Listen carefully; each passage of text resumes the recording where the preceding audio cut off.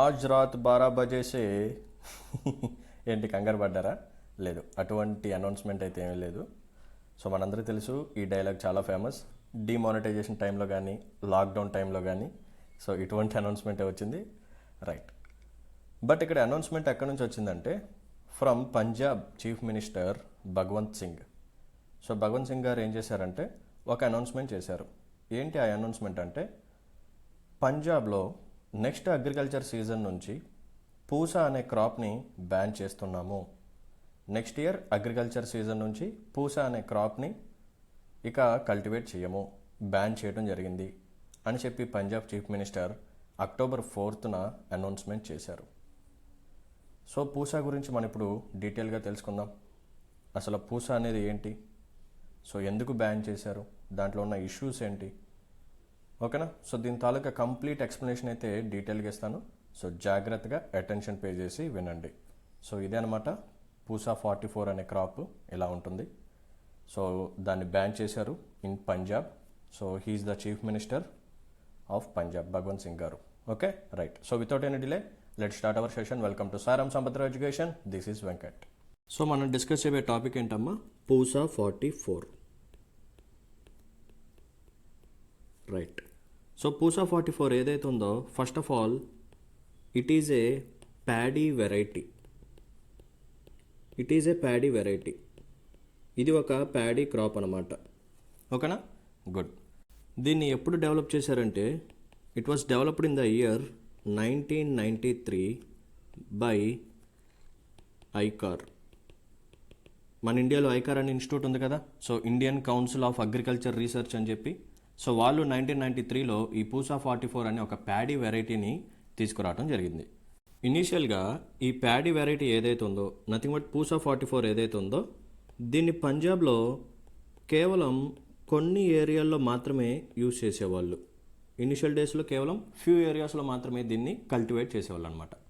But తర్వాత ఇది చాలా ర్యాపిడ్గా ఎక్కువ ఏరియాలో పండించడం స్టార్ట్ చేశారు. ఎందుకు సార్ అంటే దీని ద్వారా వచ్చే ఈల్డ్ చాలా హై అనమాట. It is A high yielding variety. చాలా ఎక్కువ ఈల్డ్ని ఇస్తుంది. సో ఎక్కువ ఈల్డ్ని ఇస్తుంది. సో ఎక్కువ ఈల్డ్ ఇస్తే ఆటోమేటిక్గా ఫార్మర్స్కి ఏమొస్తుంది, హై ఇన్కమ్ వస్తుంది. సో ఆటోమేటిక్గా ఈ ఫ్యూ ఏరియాస్ కాస్త పంజాబ్ రీజియన్లో ఎంత కవర్ చేసిందంటే 70-80% of area is under Pusa 44. Imagine చేసుకోండి, 1993లో ఐకార్ అనే ఇన్స్టిట్యూట్ తీసుకురావడం జరిగింది. ఫస్ట్ ఆఫ్ ఆల్ పూసా అనేది ఒక ప్యాడీ వెరైటీ. దీన్ని కేవలం పంజాబ్లో అక్కడక్కడ చిన్న చిన్న పాకెట్స్ ఏరియాలో మాత్రమే కల్టివేషన్ చేసేవాళ్ళు. సో ఇలా కల్టివేట్ చేసేటప్పుడు దే అబ్జర్వ్డ్ హై ఈల్డ్ అనమాట. చాలా హై ఈల్డ్ వచ్చేది. సో ఆటోమేటిక్గా పంట బాగా వస్తే వాళ్ళకి ఇన్కమ్ కూడా బాగా వస్తుంది కదా. సో ఇన్కమ్ బాగా వస్తే ఆటోమేటిక్గా రైతులు ఏం చేస్తారు, ఇంకా ఆ వెరైటీనే యూజ్ చేయడం స్టార్ట్ చేస్తారు. అలాగే పంజాబ్లో ఉన్న ప్రతి ఫార్మర్ పూసా 44కి షిఫ్ట్ అయిపోవడం జరిగింది. సో ఇప్పుడు పంజాబ్ ఏరియాలో 70-80% of area is covered under Pusa 44 variety. So అంత డామినెంట్ క్రాప్ లాగా ఇది మారిపోయింది. సో ఇది పంజాబ్ రీజియన్లో ఎక్కువగా కనిపించే క్రాప్. సో అందుకనే దీని మీద ఎక్కువగా ఇంపార్టెన్స్ అనేది మనం ఫోకస్ చేసి డిస్కస్ చేయాలి. Okay, right. Sir Pusa 44 high yield ఇస్తుంది అన్నారు, బాగానే ఉంది. ఎంత ఇస్తుంది అనేది ఇప్పుడు మనం కంపేర్ చేద్దాం. ఒక నార్మల్ ప్యాడీ వెరైటీ ఏదైతే ఉందో, అంటే other than Pusa 44 varieties, so అవి జస్ట్ మనకి ఎకర్కి 1 ఎకర్కి 28-30 క్వింటాల్స్ ఇస్తుందన్నమాట. 28-30 క్వింటాల్స్ పర్ ఎకర్. ఇవి normal paddy varieties. But what about Pusa 44?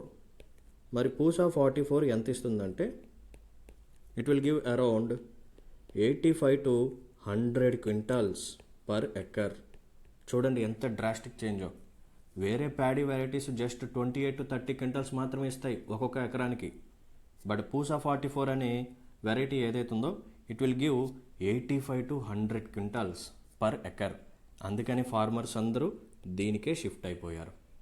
అందుకే కదా పంజాబ్లో ఈ కల్టివేబుల్ ఏరియాలో 70-80% ఆఫ్ ఏరియా కేవలం పూసా 44 ఉంది అంటే దాని అర్థం ఇదే. సో ఇంత ఎక్కువగా ఈల్డింగ్ వస్తే మనం ఏం చేస్తాం, ఆటోమేటిక్గా దాన్ని యూజ్ చేస్తాం. సో దాని ద్వారా హై ఇన్కమ్ అనేది ఫార్మర్స్కి రావడం జరుగుతుందన్నమాట. Okay, good. సార్, ఇన్ని పాజిటివ్ పాయింట్స్ చెప్పారు కదా, హై ఈల్డ్ వస్తుంది, సో దీని ద్వారా రైతులకి మంచి ఇన్కమ్ కూడా వస్తుందని. మరి ఎందుకు సార్ దీన్ని బ్యాన్ చేస్తున్నారు పంజాబ్లో అంటే, అది ఇప్పుడు మనం తెలుసుకుందాం. What are the reasons behind banning? So ఎందుకు బ్యాన్ చేస్తున్నారు మనం తెలుసుకుందాం. ఫస్ట్ వన్ వచ్చేసరికి, ఈ పూసా వెరైటీ ఏదైతే ఉందో it is a long duration crop అనమాట. It is a long duration crop అంటే ఇది పంట చేతికి రావడానికి చాలా ఎక్కువసేపు పడుతుంది. Around it will take 160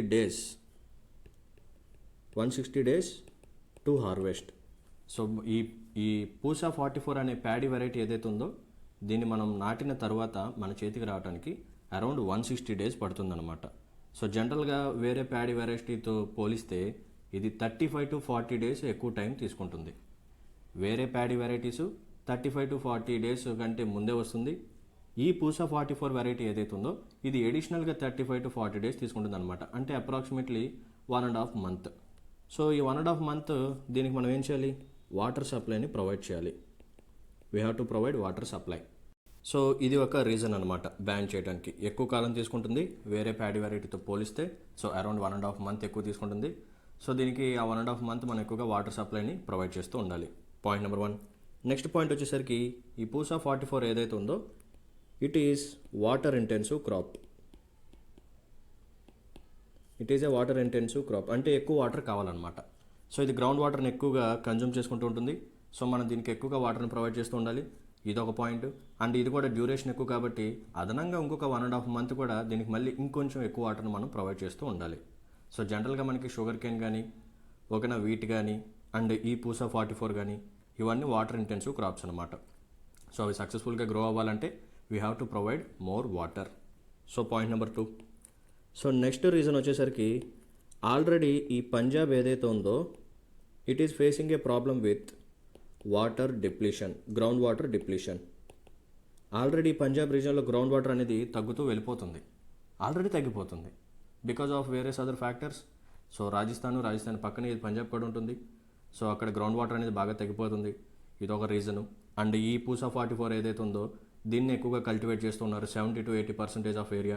so ఇది ఎక్కువ డ్యూరేషను 160 డేస్ పడుతుంది. వేరే ప్యాడీ వెరైటీతో పోలిస్తే 35 to 40 డేస్ ఎక్కువగా దీనికి కల్టివేషన్కి కావాలి. సో ఈ ఎక్స్ట్రా 1.5 month దీనికి ఇంకొంచెం ఎక్కువ వాటర్ని మనం ఇస్తూ ఉండాలన్నమాట. సో ఆల్రెడీ గ్రౌండ్ వాటర్ తగ్గిపోతుంటే దాన్ని మళ్ళీ తీసుకొచ్చి ఈ పూసా వెరైటీకి ఇవ్వటం ఎందుకు అని చెప్పి ఇది ఒక రీజన్. నెక్స్ట్ వన్ వచ్చేసరికి, so long duration. So 160 days పడుతుంది. సో ఇలా లాంగ్ డ్యూరేషన్ అవటం ద్వారా సో మనకి జనరల్గా ఈ పూసా వెరైటీ మనకి ఎప్పుడు హార్వెస్ట్కి వస్తుందంటే అక్టోబర్ ఎండ్కి ఇది మన చేతికి వస్తుందన్నమాట. అక్టోబర్ ఎండ్కి ఈ పంట మన చేతికి వస్తుంది.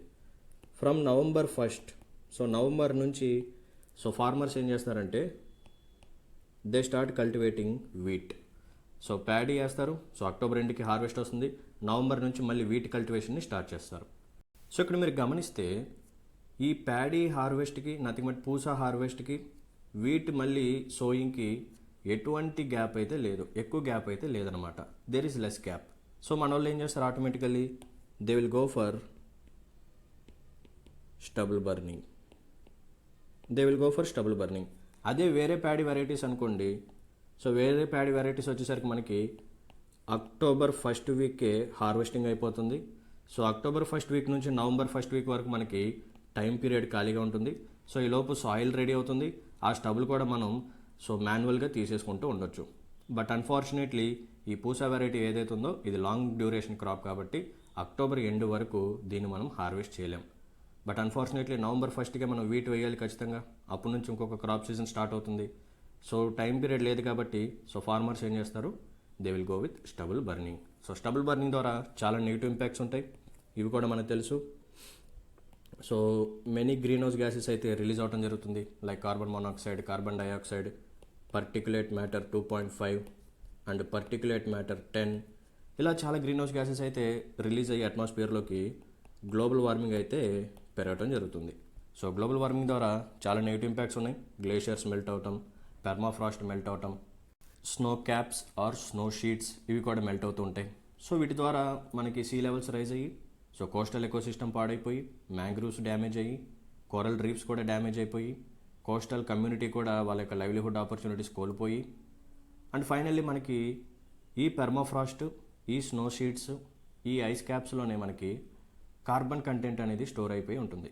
ఇప్పుడు అవన్నీ మెల్ట్ అవడం ద్వారా ఈ కార్బన్ కంటెంట్ మళ్ళీ అట్మాస్ఫియర్లోకి రిలీజ్ అవుతుంది.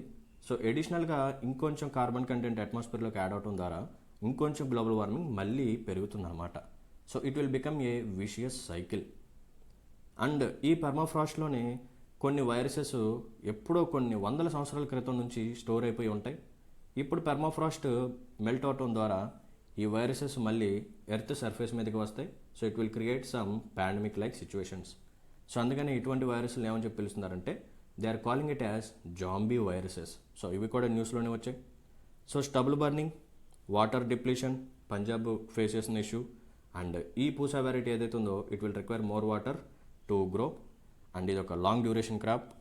సో ఇలా ఈ రీజన్స్ని బేస్ చేసుకొని so Punjab chief minister Bhagwant Singh గారు he announced that we are banning the cultivation of Pusa 44 variety from next agriculture season. So next year నుంచి అగ్రికల్చర్ సీజన్ మనకి ఎప్పుడైతే స్టార్ట్ అవుతుందో సో అప్పటి నుంచి ఈ పూసా 44 అనే వెరైటీని కల్టివేషన్ చేయటం బ్యాన్ చేస్తున్నాము అని చెప్పి అనౌన్స్మెంట్ చేశారనమాట.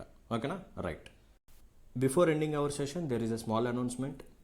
సో మన యొక్క ఇన్స్టిట్యూట్లో రీసెంట్గా ఒక ప్రీమియర్ ప్రోగ్రామ్ని అయితే మనం లాంచ్ చేయడం జరిగింది. సో ప్రోగ్రామ్ పేరు వచ్చేసరికి UPSC zero to zenith. So prelims 2024ని టార్గెట్గా పెట్టుకొని ఈ కోర్స్ని అయితే లాంచ్ చేసాం. It is beautifully designed. So దీంట్లో సిలబస్ అనేది చాలా కాంప్రహెన్సివ్గా డీల్ చేస్తాం, which will cover prelims plus mains plus interview. So అన్ని రౌండ్స్కి డిఫరెంట్ అప్రోచ్ అయితే ఉంటుంది. సో ప్రిలిమ్స్కి ఒక అప్రోచ్ ఉంటుంది, మెయిన్స్కి ఒక అప్రోచ్ ఉంటుంది, and interview is different ball game. So ఇలా 3 రౌండ్స్ని దృష్టిలో పెట్టుకొని ఈ కోర్స్ అనేది డిజైన్ చేయడం జరిగింది. అండ్ మీకు పీడిఎఫ్ నోట్స్ కూడా అప్ టు డేట్ అయితే ప్రొవైడ్ చేస్తూ ఉంటారు ఎవ్రీ క్లాస్కి. And there is also a test series programme. So prelims and mains test series programme అయితే ఉంటుంది. అండ్ కరెంట్ అఫైర్స్ని కూడా లింక్ చేసుకుని స్టాటిక్తో మీకు డీల్ చేయడం జరుగుతుంది. సో ఇప్పుడు మనం మాట్లాడుకున్నాం కదా Pusa 44, it is a current issue. So దీన్ని కూడా తీసుకొచ్చి మేము లైవ్ క్లాసెస్లో మీకు టీచ్ చేస్తూ ఉంటాం. సో మీ మీద బర్డెన్ అనేది తగ్గుతూ ఉంటుంది. అండ్ ఇన్స్టాల్మెంట్ ఆప్షన్స్ కూడా ఉన్నాయమ్మా. సో ఫీజు జస్ట్ 30,000 మాత్రమే.